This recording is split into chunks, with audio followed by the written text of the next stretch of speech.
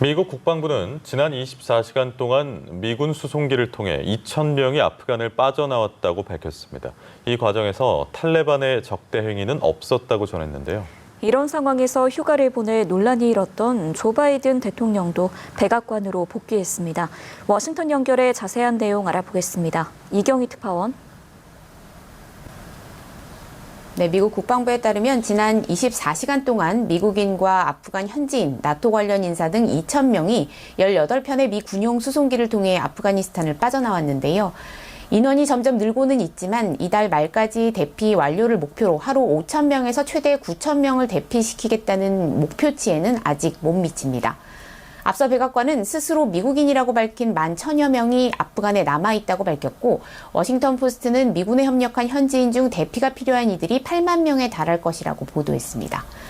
미 국방부는 탈레반의 적대 행위는 없었다면서 탈레반 지휘관들과의 소통 라인은 여전히 열려 있다고 밝혔습니다. 대피에 속도를 내기 위해 접촉하고 있고, 미군이나 아프간 정복은 소유였다가 지금은 탈레반 수중에 들어간 군사 장비와 무기, 비행기 등을 처분하는 방안에 대해서도 논의하고 있다고 전했습니다. 아프간 사태가 긴박하게 돌아가는 가운데서도 별장에서 휴가를 이어가 비판을 받기도 한 조 바이든 대통령도 예정일보다 하루 먼저 백악관으로 복귀해 외교 안보팀과 아프가니스탄 사태 대응을 논의했는데요. 보리스 존슨 영국 총리에 이어 앙겔라 메르켈 독일 총리와도 전화 통화를 하고 대피와 인도적 지원 협력 방안을 논의했습니다. 미국 여야 의원 40여 명은 8월 31일 시한에 구애받지 말고 미국과 동맹국의 시민은 물론 아프간 현지인도 모두 대피할 때까지 미군을 주둔시킬 것을 촉구하는 서한을 바이든 대통령에게 보내기도 했습니다. 네, 이런 가운데 탈레반이 아프간 현지인에 대해선 공항 진입을 막는 경우들이 나타나고 있다는 보도가 잇따르고 있죠. 네, 미국을 비롯한 각국의 자국민 등에 대한 대피 작업이 속도를 내는 가운데 탈레반이 아프간 현지인들의 국외 대피를 막고 있다는 보도가 잇따르고 있는데요. CNN은 공항 내부로 입장하려고 미국의 입국 허가증까지 보여줬지만 탈레반에 의해 제지된 사례들을 전했습니다. 인터뷰에 응한 남성들은 미 대사관에 비자 신청서를 작성하고 대사관에서 이메일까지 받았지만 탈레반은 이를 무시하고 들여보내주지 않았다고 주장했는데요. 독일 언론도 탈레반이 카불 전역에 검문소를 설치하고 외국인에게만 공항으로 가는 길을 터주고 있는 것으로 확인됐다고 보도했습니다.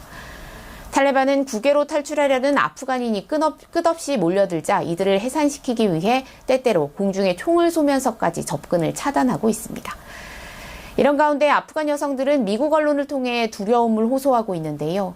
아프간의 첫 여성 미국 주재 대사를 지낸 로야 라흐마니는 워싱턴 포스트에 아프간 여성들은 적어도 한 세기가 뒤로 밀릴 것이라고 우려하고 있다고 전했습니다.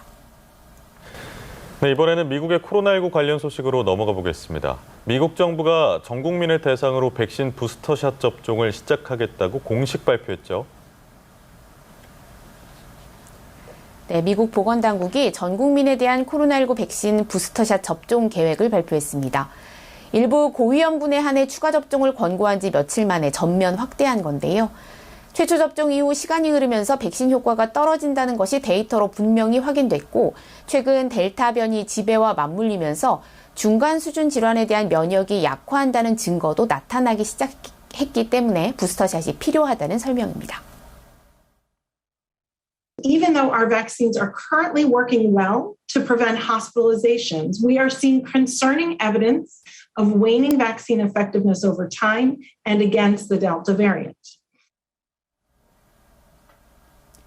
미 식품의약국과 질병통제예방센터 승인을 거쳐서 내달 20일부터 접종이 시작될 예정으로 화이자와 모더나 백신 2회차 접종을 끝낸 지 8개월이 지난 경우 대상이 되는데요.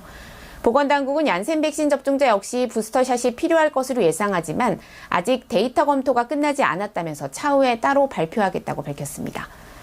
한편 이제 미국에서 델타 변이가 차지하는 비중은 전체 신규 확진자의 98.8%까지 높아졌는데요.